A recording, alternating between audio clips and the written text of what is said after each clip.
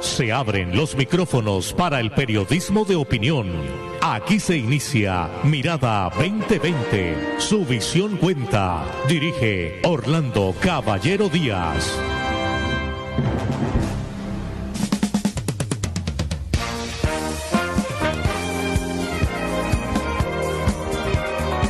Muy buenas noches a todos ustedes. Bienvenidos a este su programa Mirada 2020 para el Sistema Cardenal, para toda la región Caribe, el sur de la Florida, el estado de Nueva York, el estado de New Jersey y por supuesto en Barranquilla, el público que todas las noches nos sigue. También nos retransmiten en el día de mañana en la Costa del Sol, en Málaga, España. Sean todos bienvenidos al programa de esta noche. Hemos hecho un pare en la programación que traíamos con los constituyentes del 91. Recuerden que esta semana nos propusimos traer a los constituyentes y evidentemente lo hemos hecho. El primer día estuvo aquí el doctor Antonio Navarro Wolf, el día martes estuvo el constituyente Héctor Pineda Salazar y en el día de ayer estuvo el constituyente Iván Marulanda. Hoy hacemos un alto en el tema de los constituyentes porque tenemos un invitado muy especial con un tema extraordinario de la actualidad política del país, de la actualidad electoral, y es el tema que tiene que ver con la implementación en Colombia del voto virtual. Su autor, el doctor Ricardo Ferro, representante a la Cámara del Partido Centro Democrático, es el autor de esta iniciativa de reforma constitucional y estará aquí con nosotros en contados minutos. Mañana seguiremos con la programación de los constituyentes del 91 con el constituyente José Matías Ortiz, otro constituyente que nos dará su versión, su visión con respecto a este tema de suma actualidad, como es la posible convocatoria a una Asamblea Nacional Constituyente para reformar el poder judicial en Colombia. Nuestro invitado se encuentra en las sesiones de la Cámara de Representantes. Estamos esperando que lo contacten, pero nosotros vamos a iniciar el programa.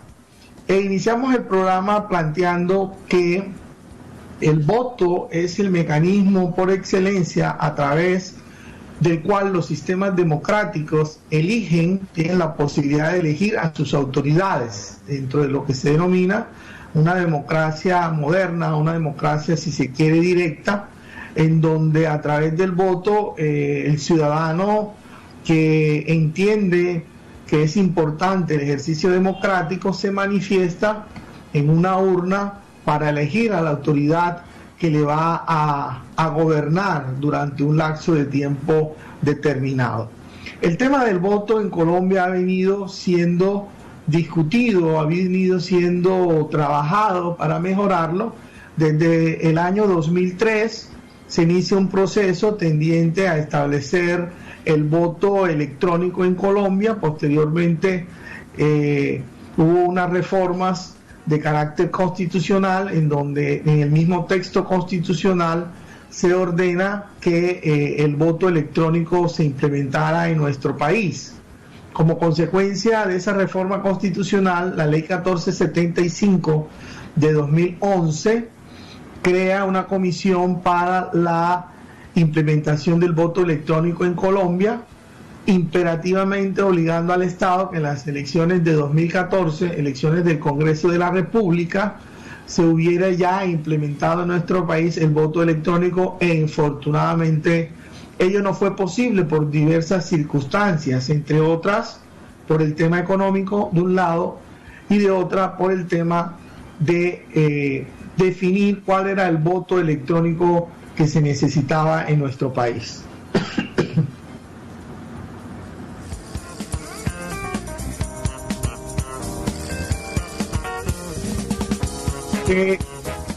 De cualquier forma, esa reforma constitucional no fue posible que en la vida cotidiana fuera una realidad, específicamente porque la ley estatutaria 1475, como lo planteamos, obligaba al Estado a que en las elecciones de Congreso de 2014 ya debería estar en marcha el voto electrónico. Por estas dos circunstancias planteadas, falta de recursos económicos de un lado y falta de definir qué tipo de voto electrónico era el que era viable en nuestro país, no tuvo aprobación esta reforma del sufragio en nuestro país.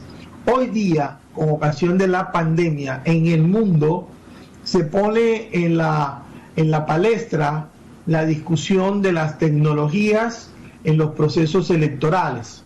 Vuelve a estar en la discusión nacional el tema del voto. Por eso nuestro invitado de hoy nos presenta una iniciativa de reforma constitucional para establecer unos tiempos y unas tecnologías al servicio del voto. Entonces, yo no sé si ya está el doctor Ferro en la línea. Ingeniero, si está el doctor Ferro, le damos la bienvenida. Todavía no nos hemos comunicado con el doctor Ferro. Entonces, es bueno advertir que el voto debe tener unas características esenciales en todas las democracias del mundo. La primera característica del voto en las democracias del mundo es que debe ser universal. Consiste en que todas las personas que están habilitados para ejercer el voto tienen el derecho de hacerlo y el Estado les debe permitir absolutamente a todos los mecanismos necesarios para que se manifiesten en las urnas eligiendo a las personas que a bien lo tengan.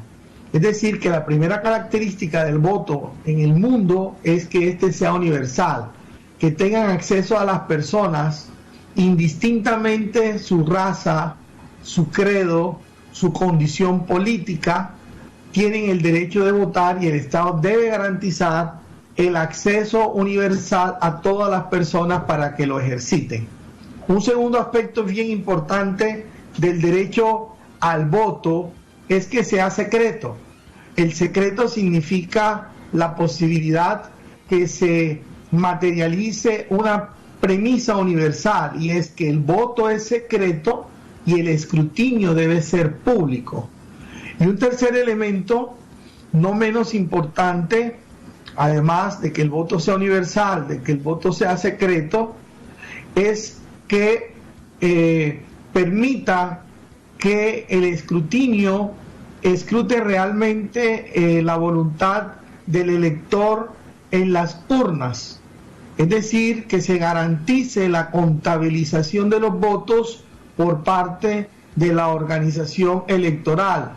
Un voto libre, un voto universal, que sea contabilizado en las urnas y que sea secreto, la otra característica. De estos temas vamos a tener el privilegio, ya está con nosotros el representante a la Cámara, el doctor Ricardo Ferro. Él es el autor de un acto legislativo, es decir, de una enmienda o una reforma constitucional que pretende ser aprobada en el Congreso para establecer en nuestro país el voto virtual.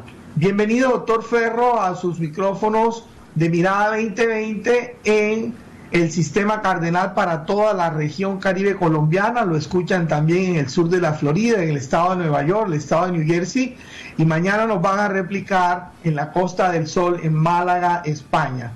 Y por supuesto el público que nos hace palpitar todas las noches, como es el glorioso público de Barranquilla, de La Arenosa, de su área metropolitana.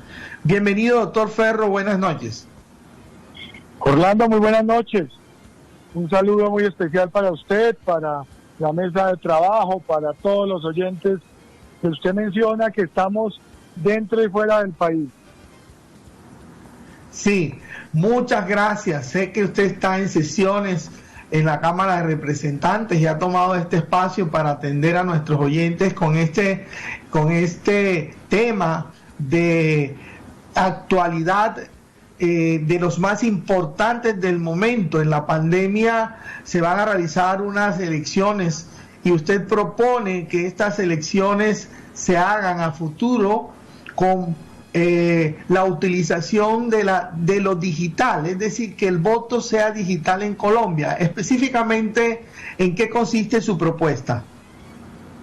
Bueno, Orlando, la propuesta básicamente consiste en la posibilidad de que un ciudadano colombiano elija al presidente de la República, a su gobernador, a su alcalde, desde su casa, desde su celular, desde la tableta, desde el computador que tiene en su casa, sin necesidad de ir al puesto de votación.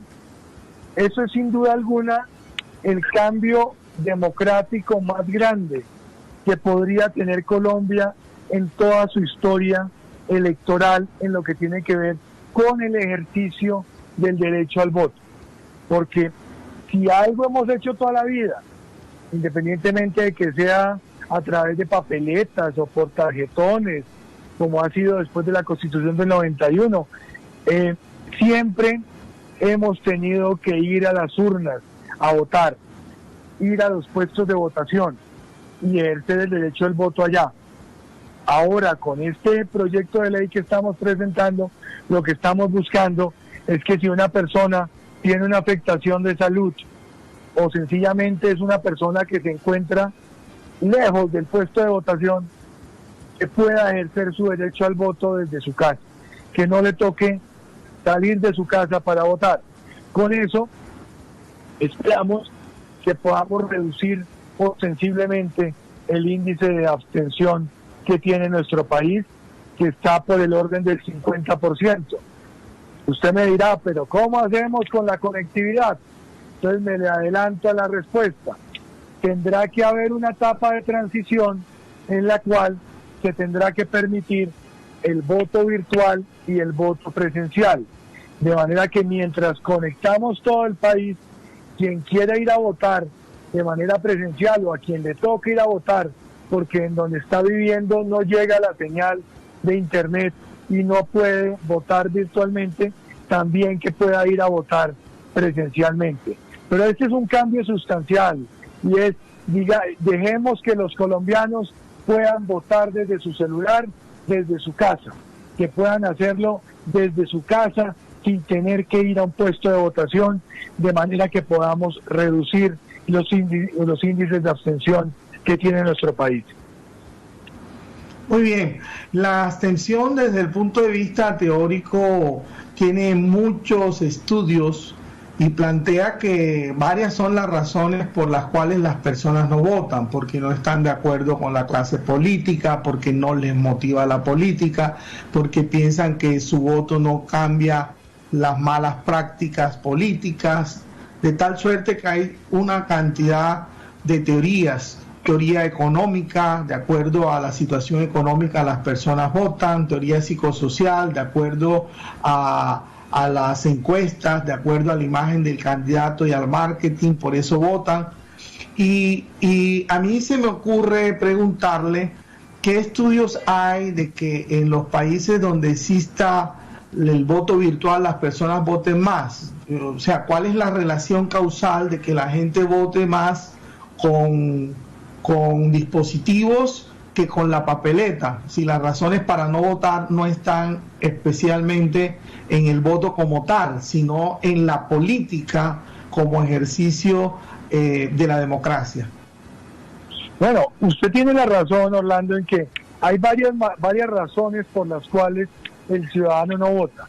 Aquí estamos atacando uno de los problemas. Seguramente con eso no solucionaremos el 100% de los problemas. Pero vea, le pongo el siguiente ejemplo. En el exterior hay un censo de cerca de 3 millones de colombianos y solamente ejercen el derecho al voto el 10% de esa población, algo alrededor de 300.000 colombianos. Cuando usted habla con muchos de esos colombianos, ¿qué le contestan? Oiga, es que yo estoy viviendo en un país donde no hay consulado, no hay embajada, no hay donde votar. Para yo poder votar, tengo que desplazarme 8, 10 horas en un autobús, en un tren, para poder ir a ejercer el derecho al voto. Y eso además me cuesta un jugo de plata, en dólares, en euros, dependiendo de donde se encuentre. Entonces le van a decir, yo por eso sencillamente no voto. Pero si yo pudiera votar desde mi celular, yo ejercería ese derecho al voto. Entonces ahí también hay una población importante que no puede votar, no porque no esté convencido de la democracia como tal, o no tenga confianza en la democracia colombiana, sino porque por esa imposibilidad, esas razones de transporte o de índole económico son las que me impiden ejercer el derecho al voto. Una persona que tiene dificultades de salud y que no puede salir a ejercer su derecho al voto ese domingo de elecciones, si pudiera votar desde su casa, lo haría. No es que no esté convencido, es que sencillamente por razones de salud no puede ir a votar. Entonces, ahí también tenemos un segmento de la población que podría ejercer el derecho al voto si existiera el voto virtual en Colombia. Indudablemente que así es, especialmente en los dos puntos que usted toca, para ciudadanos que habiten en el exterior, en donde las distancias son realmente grandes. Y por supuesto las personas que tienen alguna limitación. Allí el desarrollo tecnológico sin duda permitiría el ejercicio del voto. Hay un tema fundamental relacionado con las circunstancias especiales del país. El país es un país que se encuentra en un momento complicado, no solamente por la pandemia, sino por la situación de dos factores esenciales. Usted ha hablado de dos factores esenciales de la democracia. Primero, la confianza y segundo, la legitimidad. A lo largo de los últimos años en Colombia se ha cuestionado la legitimidad y la confianza en las instituciones, en las autoridades, en donde no escapa la organización electoral. Fíjense que estamos asistiendo ahora al cuestionamiento de la legalidad de las elecciones de muchos dignatarios en el país. ¿Qué le decimos al país con respecto a esos dos temas? A la confianza y a la legitimidad de procesos electorales con voto digital. Son dos retos que tiene el país. Actualmente la confianza en el sistema presencial está minada, y eso no es un secreto. Aquí nos han presentado un sinnúmero de formas de fraude para las elecciones, desde antes del día electoral, durante la jornada electoral, y apenas termina la jornada electoral y comienza el conteo, el reconteo, el recontraconteo, y en todas esas instancias vemos como hay debilidades en nuestro sistema y hay posibilidades de que haya fraude, hay posibilidades de que haya corrupción al elector, hay posibilidades de que haya corrupción a los jurados, hay posibilidades de que haya corrupción también al interior del sistema electoral o a la autoridad electoral, y todo eso ha minado la confianza del ciudadano colombiano. Ahora bien, vamos al sistema virtual. Estamos arrancando en la virtualidad. Todavía, haciendo una analogía con el sistema financiero, hay muchas personas que prefieren ir directamente al banco y tienen su talonario y llenan el formato ahí en el banco porque no les convence la posibilidad de hacer operaciones desde su celular. Y a contrario sensu, hay otro grupo poblacional que hace sus transferencias o sus transacciones desde el celular y no le ve ningún problema hacerlo de manera virtual. Aquí nos vamos a encontrar con las mismas dificultades, y es cómo logramos generarle confianza al elector. Y entonces yo ahí, ¿cómo arranco? Con los expertos en el tema tecnológico. ¿Qué dicen los expertos? Hombre, hoy en día podemos nosotros garantizarle a un ciudadano que no va a haber suplantación al elector. que el elector cuando va y se inscribe para votar virtualmente, y entonces le van a tomar una foto al momento de ejercer su derecho al voto, y que ponga un celular o cualquier dispositivo electrónico enfrente a su cara, este dispositivo puede hacerle reconocimiento facial y puede saber a través de la inteligencia artificial si esa es la misma persona que se inscribió o no. Y vea que ahí tenemos ya una ventaja con el sistema presencial, porque en el sistema presencial, con una cédula en donde a usted le toman una foto a los 18 años, y usted puede tener 40 o 50 años, y resulta que le tienen que, con base en la misma foto, el jurado entrar a decidir si se trata de usted o no se trata de usted. Ahí ya tenemos una ventaja con respecto al voto virtual, en donde la inteligencia artificial, mediante reconocimiento facial, puede entrar a determinar si es o no es la misma persona que se inscribió.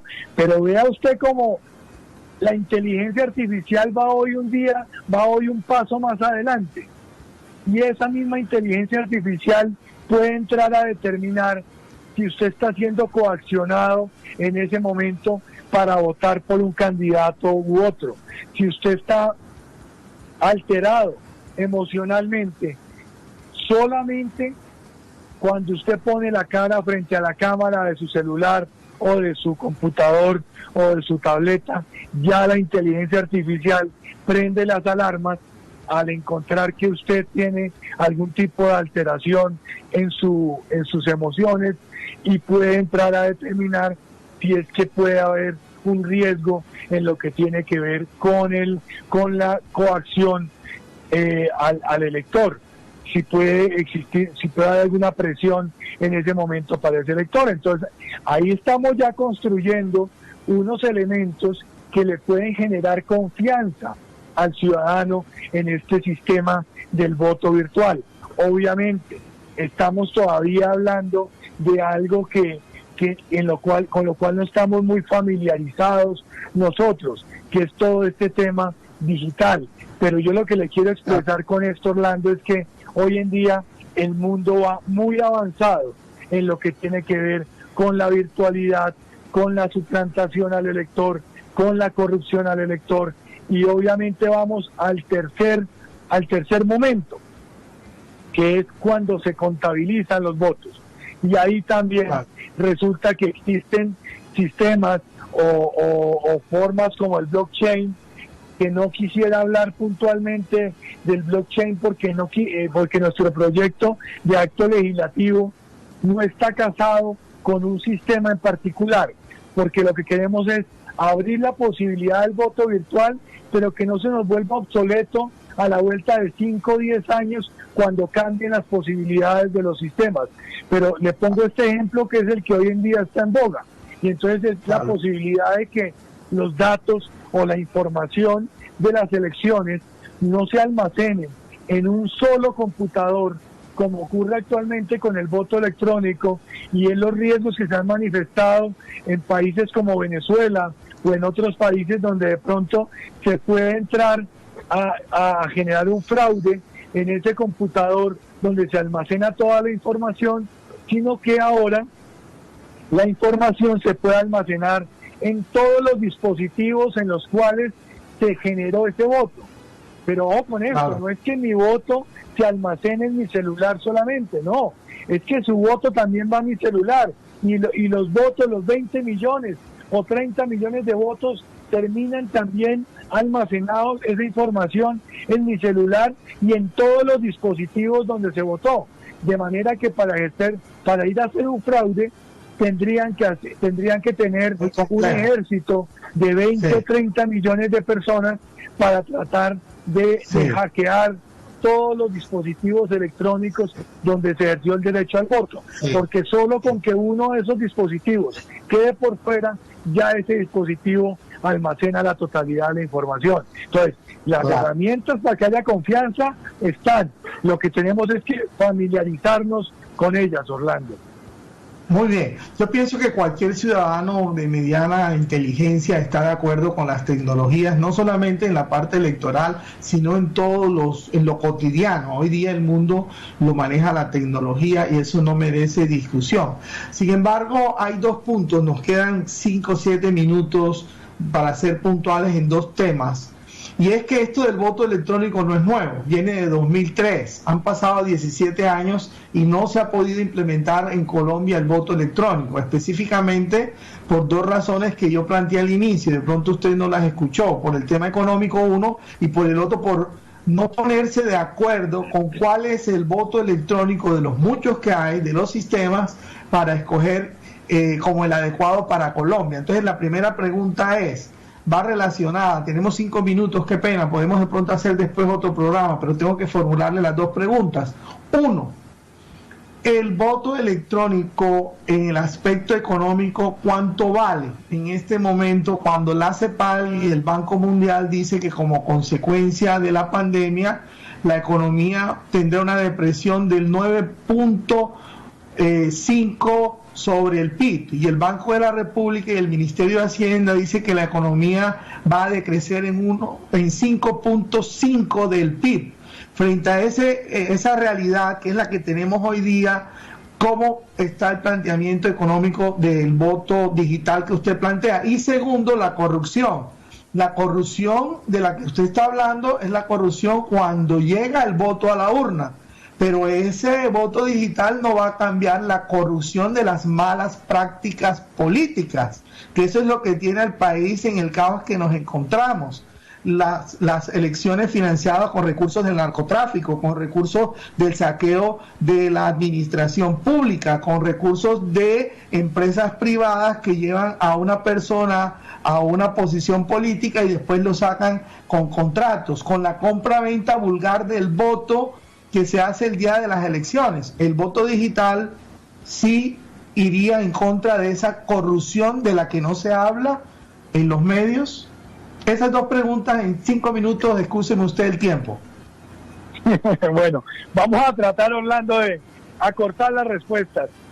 La primera, yo le cuento rápidamente una historia de un emprendedor colombiano que es uno de los que en este momento en Brasil está poniendo en jaque a los bancos tradicionales de este país. ¿Y cómo lo hizo? A través de tarjetas de crédito de bancos virtuales.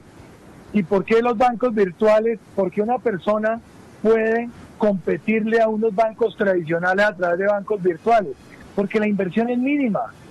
Aquí pasa lo mismo. Aquí la inversión es del software, en el voto virtual. En cambio, en el voto electrónico, es todo el despliegue que tiene que haber, además de lo que históricamente ha habido para montar unas elecciones, todo el despliegue. Imagínese usted que en cada puesto de votación o en cada cubículo tiene que haber un computador. ¿Cuánto cuesta comprar esos computadores o alquilar esos computadores? ¿Cuánto cuesta tener todo el manejo de esa información durante ese día en el país? ¿Cuánto cuesta la protección de esos datos de ese voto electrónico? Eso sale mucho más costoso. En cambio, en el voto virtual estamos hablando solamente de un software, y es ahí donde está la gran ventaja del voto virtual, que el costo es mucho menor, pero adicionalmente nos vamos a ahorrar todo ese costo en papel que hoy en día tenemos en Colombia para el día electoral, porque vamos a evitar toda esta impresión de tarjetones perdón, y la inversión que tiene que hacerse también en todos los papeles, en los formularios E14 y en todos los formularios que tienen que llenarse precisamente durante ese día electoral. Y en lo que tiene que ver con la corrupción, Orlando, ese es un tema de cultura. Aquí en Colombia lo que tenemos es que convencernos de que tenemos que denunciar a quien está al margen de la ley, porque así como podría haber corrupción en el voto virtual, puede haber corrupción en el voto presencial. Ya lo decía yo al principio, hoy en día una persona puede sentir, o un candidato puede sentir, que le hicieron fraude antes de las elecciones, durante la jornada electoral o después de la jornada electoral. Entonces, aquí lo que tenemos nosotros es que atacar la corrupción, porque la corrupción puede ser virtual o presencial, y en eso tenemos que estar comprometidos todos los colombianos, Orlando. Muchas gracias. Era el doctor Ricardo Ferro, representante a la Cámara, un invitado muy especial esta noche para hablar de su proyecto de acto legislativo ya presentado a la Cámara de Representantes para que en Colombia se adopte el voto virtual. Muchas gracias. Los micrófonos del Sistema Cardenal para que se despida de nuestros oyentes.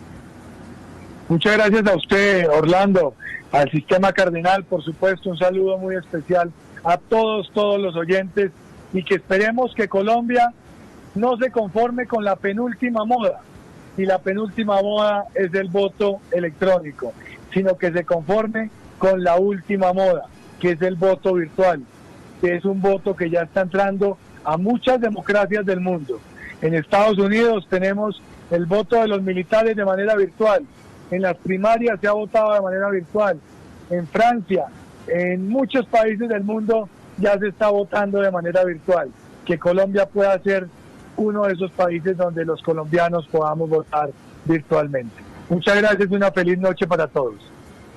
Muchas gracias. Este es su programa Mirada 2020. Mañana tendremos aquí a un constituyente del 91, el doctor José Matías Ortiz. Con eso vamos a concluir la semana con 4 invitados de la Asamblea Nacional Constituyente del 91, y con nuestro invitado especial del día de hoy, el representante a la Cámara, Ricardo Ferro, con su proyecto de acto legislativo de voto virtual. La última moda, según sus palabras, en el mundo en materia de sufragio. Nos vemos mañana. Dios los bendiga. Chao. Buenas noches.